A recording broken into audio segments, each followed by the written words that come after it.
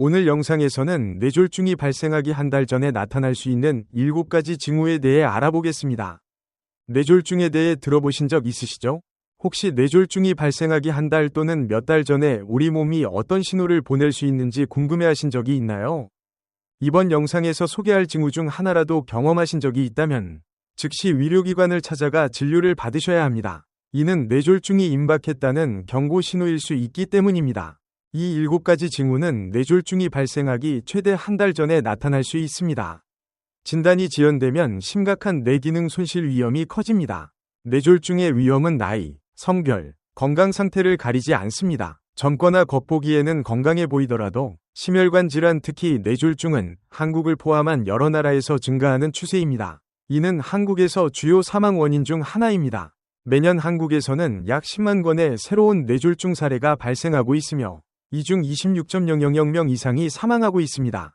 특히 50세 미만의 젊은 층에서도 뇌졸중 발생 건수가 증가하고 있다는 점은 주목할 만합니다.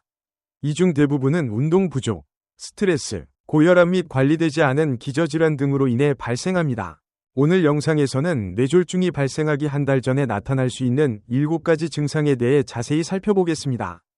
이를 통해 여러분은 이 질병을 예방하는 방법을 배우고 걱정스러운 통계 속의 한 사람이 되지 않을 수 있습니다. 예를 들어 뇌졸중이 발생하기 한 달 전에 나타나는 많은 증상은 매우 미약하고 흔히 간과되거나 오해받기 쉽습니다. 이러한 신호를 인지하는 것은 매우 중요합니다. 나이, 건강 상태, 기저질환 유무에 상관없이 뇌졸중은 누구에게나 발생할 수 있기 때문입니다. 그러니 항상 경계를 늦추지 마십시오. 이 영상을 가족이나 친구들과 공유하는 것이 누군가의 생명을 구하는 데 결정적인 역할을 할 수 있습니다.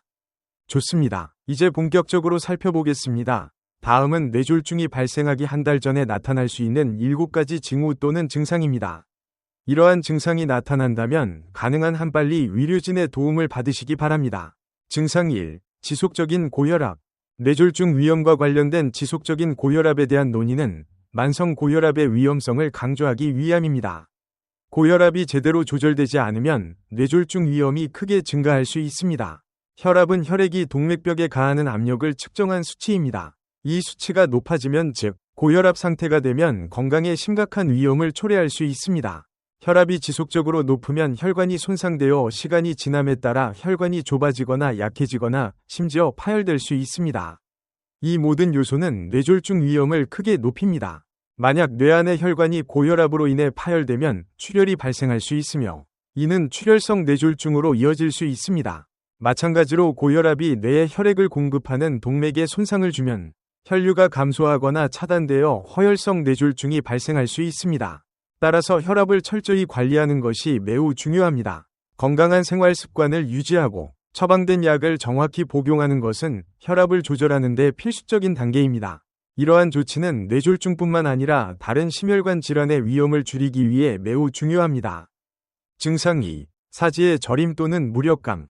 팔이나 다리의 저림 또는 무력감, 특히 몸의 한쪽에만 나타나는 경우는 뇌졸중 전조 증상일 수 있습니다. 이러한 증상은 일과성 허혈 발작, TIA 동안 나타날 수 있으며 이는 뇌의 일부분으로 가는 혈류가 일시적으로 감소하면서 발생하는 상태입니다. 저림이나 무력감은 일반적으로 갑작스럽게 발생하며 팔, 다리 또는 얼굴의 한쪽 같은 특정 부위에 영향을 미쳐 감각 저하를 유발합니다. 이러한 증상은 보통 몇 분에서 몇 시간 동안 지속되지만 결코 가볍게 여겨서는 안 됩니다. 뇌졸중의 전조 증상이든 다른 신경학적 문제이든 즉각적인 의료 검사가 반드시 필요합니다. 여기까지 보셨는데 아직 아무런 증상이 없으셨다면 함께 건강을 나누기 위해 입원이라고 댓글 달아주세요. 증상 3. 시력 문제. 시력에 갑작스러운 변화가 생겼다면 이는 경고 신호일 수 있습니다. 시야 흐림, 복시, 겹쳐 보임, 눈의 이상 감각 또는 시선 집중의 어려움은 뇌혈류 장애로 인한 증상이며 뇌졸중의 초기 경고일 수 있습니다. 시력 문제는 다양한 원인으로 발생할 수 있지만 이러한 증상을 절대 가볍게 여겨서는 안 됩니다. 시력 상실은 눈으로 가는 혈류를 공급하는 동맥이 막힘으로 인해 발생할 수 있으며 이는 허혈성 뇌졸중 가장 흔한 유형의 뇌졸중을 나타내는 징후일 수 있습니다. 따라서 시력에 어떤 변화가 생기든 즉각적인 의학적 평가가 필요합니다. 증상 4. 갑작스럽고 심한 두통.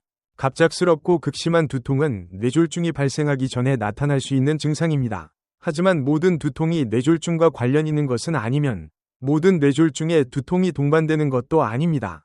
허혈성 뇌졸중의 경우 뇌로 가는 혈류가 막히면서 두통이 발생할 수 있습니다. 이러한 두통은 보통 매우 심하고 갑작스럽게 나타나는 것이 특징입니다. 출혈성 뇌졸중의 경우 뇌 내출혈로 인해 두통이 발생하며 이는 뇌 속으로 혈액이 흘러들어가면서 뇌 조직에 가해지는 압력이 증가하기 때문입니다. 뇌졸중을 목격한 사람들은 종종 환자가 머리를 움켜쥐고 극심한 고통의 표정을 짓다가 의식을 잃는 모습을 보았다고 설명합니다.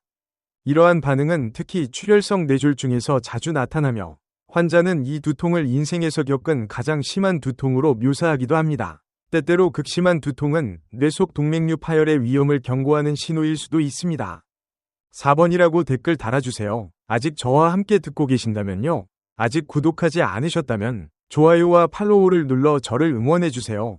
증상 5. 과도한 피로. 과도한 피로 또는 극심한 탈진감은 뇌졸중이 발생하기 전이 증상이나 초기 경고 신호일 수 있습니다. 피로는 여러 가지 다른 원인으로도 발생할 수 있다는 점에 유의해야 합니다. 그러나 평소와는 다르게 심하고 오래 지속되며 비정상적인 피로감을 느끼고 신체 활동이나 수면 부족과 관련이 없다면 이는 심각한 경고 신호일 수 있습니다. 이러한 과도한 피로는 뇌로 가는 혈류의 변화와 관련이 있을 수 있으며 이는 동맥경화로 인해 동맥이 좁아지거나 혈전이 생겨 뇌로 가는 산소 공급이 중단되기 때문일 수 있습니다. 이례적인 탈진감을 느낀다면 반드시 건강검진을 받아보아야 합니다. 때로는 극심한 피로가 일과성 허혈 발작, TIA, 위 전조 증상으로 나타날 수 있으며 이는 일시적이지만 매우 중요한 경고로 실제 뇌졸중이 임박했음을 알리는 신호입니다. TIA에서는 증상이 일시적으로만 나타나며 일반적으로 수분에서 수시간 지속되고 뇌에 영구적인 손상을 일으키지 않습니다. 환자는 뇌졸중과 유사한 증상을 겪지만 이러한 증상은 24시간 이내에 완전히 사라집니다. 보통 이는 뇌 내의 동맥이 일시적으로 막힐 때 발생하며 24시간 이내에 체내에서 혈전, 피떡을 스스로 용해시켜 증상이 사라지게 됩니다. 그러나 이러한 빠른 회복 자체가 실제 뇌졸중이 임박했음을 나타내는 매우 중요한 경고입니다. 이 점에 특히 주의하시고 만약 일시적인 어떤 신호라도 감지된다면 주저하지 말고 즉시 의사의 진료를 받으시기 바랍니다. 증상 6. 언어 문제. 뇌졸중의 위험 신호를 인식할 때 간과되기 쉽지만 매우 중요한 징후 중 하나는 언어 문제입니다. 뇌졸중이 임박한 사람은 이전에는 아무 문제가 없었음에도 불구하고 갑자기 또렷하게 말하지 못할 수 있습니다. 증상은 다음과 같을 수 있습니다. 이전에 말더듬이 없었던 사람이 갑자기 비정상적으로 말을 더듬는 경우, 단어를 정확히 발음하는데 어려움을 겪으며 말하려고 할 때 막힌 것 같은 느낌을 받는 경우, 생각을 완전하게 표현하지 못하고 문장이 단절되고 일관성이 없는 경우, 심지어 환자가 다른 사람이 말하는 것을 분명히 들을 수 있음에도 불구하고 이해하지 못하는 경우, 이러한 상태는 언어장애 실어증, 아파시아, 범주에 속하며 이는 언어를 담당하는 뇌 영역, 보통은 좌반구이 손상되었을 때 발생하는 증후군입니다. 실어증은 단지 말하기 능력에만 영향을 미치는 것이 아니라 말의 이해, 읽기, 쓰기에도 영향을 미칩니다. 위험한 점은 많은 사람들이 가족이 잠시 말이 어눌하거나 말실수를 할 경우 단순히 피곤하거나 나이 탓으로 치부하고 넘어간다는 것입니다. 그러나 이러한 현상이 갑자기 발생했으며 특히 고혈압, 당뇨 등의 병력이 있는 노년층에게 나타났다면 이는 수시간 혹은 수일 내에 발생할 수 있는 뇌졸중의 조기 경고 신호일 수 있습니다. 증상 7. 신경학적 문제. 출혈성 뇌졸중이든 허혈성, 혈류 차단, 뇌졸중이든 뇌졸중이 임박한 상태에서는 다양한 신경학적 증상이 나타날 수 있습니다. 이러한 증상에는 기억력 상실, 균형 감각 상실, 메스꺼움, 구토 등이 포함됩니다. 이러한 증상은 뇌졸중 발생 며칠 전, 심지어 몇 주 전에 나타날 수 있습니다. 그러나 중요한 점은 이와 유사한 증상이 나타나는 다른 의학적 상태도 많기 때문에 정확한 진단이 더 어려워질 수 있다는 것입니다. 예를 들어 편두통, 간질, 저혈당, 뇌종양, 공황 발작, 중추신경계 감염 질환 등도 유사한 증상을 유발할 수 있습니다. 따라서 이러한 증상의 원인을 정확히 파악하고 종합적인 평가를 받기 위해서는 반드시 전문의와 상담해야 합니다. 허혈성 뇌졸중과 출혈성 뇌졸중의 차이점. 허혈성 뇌졸중, 이스케믹 스트로크, 과출혈성 뇌졸중, 헤머레직 스트로크, 위 차이는 그 원인과 뇌에 미치는 영향에 있습니다. 허혈성 뇌졸중은 뇌의 일부로 가는 혈류가 막힐 때 발생합니다. 원인은 신체 다른 부위에서 생긴 혈전이 뇌로 이동하거나 뇌동맥 내에 생긴 죽상경화성 플라크 때문일 수 있습니다. 혈전이 형성되는 대표적인 예는 심방세동입니다. 심방세동은 심장의 리듬 장애의 일종으로 혈액이 심장을 부드럽게 통과하는 정상 흐름을 방해합니다. 이 상태는 다른 요인들과 결합될 경우 심장 내방에서 혈전이 형성될 위험을 크게 높이며 형성된 혈전은 뇌로 이동해 허혈성 뇌졸중을 유발할 수 있습니다. 이러한 혈전 대부분은 심장에서 기원하며 뇌로 이동하여 허혈성 뇌졸중을 초래합니다.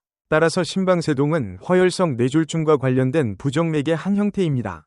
플라크에 의한 혈관 폐색의 경우 지방 성분이 축적되어 죽상경화성 플라크를 형성하면서 뇌로 가는 혈류를 방해하게 됩니다. 이는 고콜레스테롤 혈증, 고혈압, 당뇨병 또는 흡연과 같은 요인을 가진 환자에서 발생할 수 있습니다. 혈액이 뇌의 일부로 도달하지 못하면 해당 부위의 세포는 산소와 영양소 부족으로 인해 손상되기 시작합니다. 이 유형의 뇌졸중은 전체 뇌졸중의 85%를 차지하는 가장 흔한 형태입니다. 출혈성 뇌졸중의 경우 혈액이 뇌 내부로 누출됩니다. 이는 뇌 안의 혈관이 파열되어 혈액이 있어서는 안 될 부위로 흘러들어갈 때 발생합니다. 이러한 출혈은 주변 뇌세포에 압력을 가하고 손상을 일으켜 다양한 합병증을 초래합니다. 요약하자면 허혈성 뇌졸중은 뇌로 가는 혈류가 막히는 것이며 출혈성 뇌졸중은 뇌 안으로 혈액이 누출되는 것입니다. 두 종류의 뇌졸중 모두 매우 심각하며 장기적인 손상을 최소화하기 위해 즉각적인 의료 처치가 필요합니다. 출혈성 뇌졸중, 즉 출혈과 관련된 유형의 흔한 원인 중 하나는 뇌동맥류입니다. 그리고 뇌동맥류는 파열되기 전에 미리 발견할 수 있습니다. 뇌동맥류는 뇌동맥이 비정상적으로 팽창하는 현상으로 동맥벽 위에 작은 풍선처럼 부풀어 오른 것처럼 보입니다. 이러한 동맥류는 약해지고 파열될 위험이 있으며 이것이 바로 위험한 지점입니다. 대부분의 경우 뇌동맥류는 파열되기 전까지 아무런 증상을 일으키지 않습니다. 환자는 아무런 느낌도 없고 갑작스럽게 뇌 속의 동맥 하나가 파열되어 출혈성 뇌졸중으로 이어지는 경우가 많습니다. 그러나 뇌동맥류의 존재를 나타낼 수 있는 몇 가지 징후와 증상이 있기도 합니다.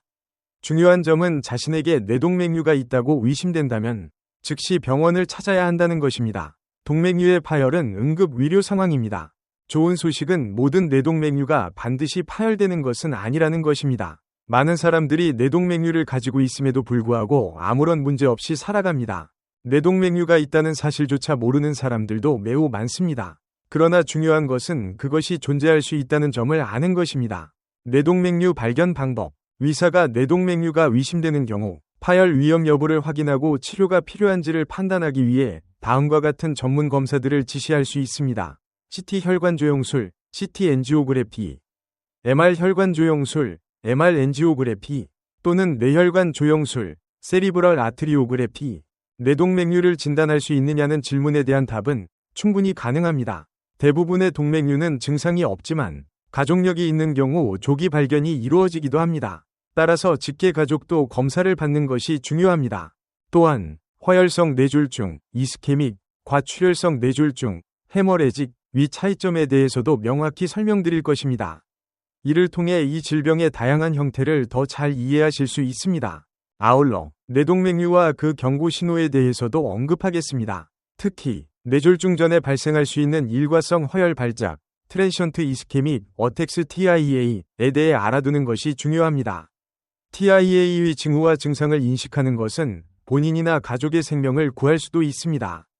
기억하십시오. 만약 귀하의 직계 가족, 부모, 형제자매 중 누군가가 뇌동맥류를 앓았던 이력이 있다면 증상이 전혀 없더라도 신뢰할 수 있는 신경과 전문의와 상담하여 검진을 받는 것이 매우 중요합니다.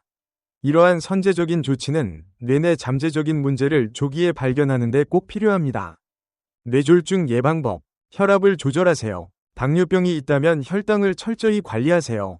이상적인 체중을 유지하세요. 일주일에 최소 150분 이상 규칙적으로 운동하세요.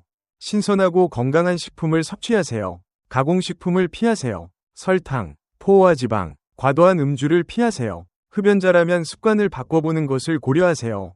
충분한 수면을 취하세요. 콜레스테롤 수치를 관리하세요. 심장 전문의와 정기적으로 건강검진을 받으세요. 이 모든 것이 미래에 발생할 수 있는 뇌졸중의 위험을 예방하는 데 실제로 큰 도움이 됩니다. 이 영상을 재미있게 보셨기를 바랍니다. 그렇다면 좋아요를 눌러 응원해주세요. 이 주제는 공동체 전체와 관련이 있는 만큼 사랑하는 사람들과 함께 공유해주세요. 저희 채널에 처음 오셨다면 구독 버튼을 눌러 저희의 성장을 응원해주시고 알림 설정을 켜서 다음 영상도 놓치지 마세요. 저희는 궁금합니다. 여러분은 뇌졸중의 조용한 전조 증상이 발생 한 달 전부터 나타날 수 있다는 사실을 알고 계셨나요? 아래 댓글란에 여러분의 생각을 공유해주세요. 떠나시기 전에 화면에 표시되고 있는 다른 유익한 영상들도 확인해보세요. 아무거나 눌러보시거나 더 좋게는 둘 다 시청하셔서 저희와 함께 지식탐험을 계속 이어가 보세요. 이 영상을 시청해주시는 여러분께 건강과 행복을 기원합니다. 영상을 끝까지 시청해주셔서 진심으로 감사드립니다. 마무리하기에 앞서 특히 65세 이상의 어르신들께 따뜻하고 진심 어린 인사를 전하고자 합니다. 인생은 수많은 기쁨과 시련이 뒤섞인 긴 여정이며 우리 각자는 그 속에서 나름의 시기를 보내며 삶을 음미하고 경험합니다. 20살이 열정으로 가득한 시기를 지나고 계신 분이든 인생의 여운이 주름 속에 담긴 60대, 70대, 80대를 살아가고 계신 분이든 모든 분은 의미 있고 평온한 삶을 누릴 자격이 충분합니다. 이 영상을 보고 계신 어르신 여러분, 저희 젊은 세대는 늘 존경과 감사를 담아 부모님과 조부모님 세대가 걸어오신 길을 바라보고 있습니다. 65세, 70세, 아니 그 이상이 되었다고 해서 삶의 생동감이 멈추는 것이 아니라 그것은 새로운 여정의 문이 열리는 순간입니다. 더 천천히, 더 깊이, 더 풍요롭게 살아갈 수 있는 시간입니다. 따뜻한 차 한 잔의 여유, 자녀나 손주로부터 걸려온 전화 한 통, 창문 너머로 비추는 햇살 한 줄기 속에서도 작지만 확실한 행복을 매일매일 느끼시기를 바랍니다. 혼자 계시든 가족과 함께 계시든 여러분 모두가 사랑받고 있다는 사실을 늘 느끼실 수 있기를 바랍니다. 하루 세 끼를 챙기시고 가볍게 몸을 움직이시고 긍정적인 마음을 유지하시며 외롭거나 힘들 때는 주저하지 말고 주변의 마음을 나누시기를 권해드립니다. 노년기는 움츠러드는 시기가 아니라 오히려 자신을 더욱 사랑해야 할 시간입니다. 젊은 시청자 여러분께도 말씀드립니다. 부모님께 전화 한 통, 조부모님께 문자 한 줄, 또는 잠시 곁에 앉아 옛 이야기를 들어주는 작은 행동이 가족 간의 사랑과 감사의 마음을 키우는 밑거름이 됩니다. 여러분이 어떤 나이에 있든 늘 기억하세요. 건강은 인생에서 가장 소중한 기반입니다. 몸을 아끼고 마음을 돌보고 주변의 관계를 소중히 여기는 것이 진정한 행복으로 가는 길입니다. 행복한 삶은 거창한 것에서 시작되는 것이 아니라 숙면 한 번, 균형 잡힌 한 끼 식사, 진심 어린 미소, 그리고 지금 이 순간에 대한 감사에서 비롯됩니다. 65세 이상의 어르신 여러분, 저희는 여러분께서 항상 건강하시고 마음이 흔들림 없이 평안하시며 하루하루가 살아있음을 느낄 수 있는 값진 날들이 되시기를 진심으로 기원합니다. 여러분의 삶이 언제나 평화롭고 행복하며 사랑으로 가득하길 바랍니다. 경청해 주셔서 감사합니다. 여러분과 여러분의 가족에게 건강과 기쁨, 그리고 세상의 모든 좋은 일들이 함께 하시길 진심으로 바랍니다.